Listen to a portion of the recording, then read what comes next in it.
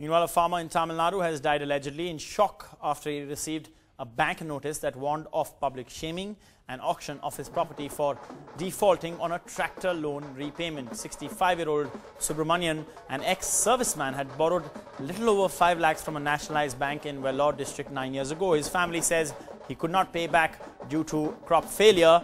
The alleged recovery agents had threatened them recently and he owed the bank a total of 15 lakh rupees. Notice vehicle notice வந்தது. அந்த notice படித்து பார்த்த பிறகு இவருக்கு அது மாதிரி தலை சுற்றி விழுந்துட்டாரு.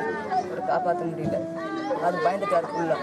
வாய் பேசல அப்படியே சைலண்ட் ஆகிட்டார். அரெஸ்ட் பண்ணணும்னு சொல்லிட்டு அதில் எழுதிட்டாரு. அதை படித்து பார்த்தா நிலத்தை ஏலம் போடுன்னு சொன்னாங்க சார். இல்லைன்னா அது பேப்பரில் வந்து விளம்பரம் கொடுப்போம், அவமானப்படுத்துவோம் சொல்லிடுச்சு. அதை படித்து பார்த்தா அந்த மாதிரி ஆயிடுச்சு.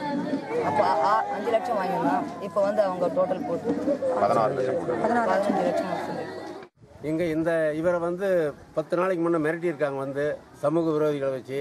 அதன் பிறகு அந்த வக்கீல் நோட்டீஸை பார்த்த உடனே அசிங்கம் பண்ணுற மாதிரியும் அவன் அரெஸ்ட் பண்ணுற மாதிரியும் இந்த சொத்தை ஏலம் விடுற மாதிரியும் இப்படி அவங்க குடும்பத்தையே வந்து நிர்பந்தமாக்கி தெருவில் நிறுத்தன்ற அந்த அளவுக்கு அந்த வாசகங்கள் இருக்குது. அதை உங்களோட இடத்துல கொடுத்துருக்குறோம். இப்படி தொடர்ந்து இந்த விவசாயிகளை வந்து இந்த மாவட்டத்தில் வறட்சியில் வாடி இந்த மாவட்டத்தில் வந்து தேசியமயமாக்கப்பட்ட வங்கிகள் வந்து இப்படி விவசாயிகளை துன்புறுத்துகிறதை வந்து எங்களால் ஏற்றுக்கொள்ள முடியவில்லை.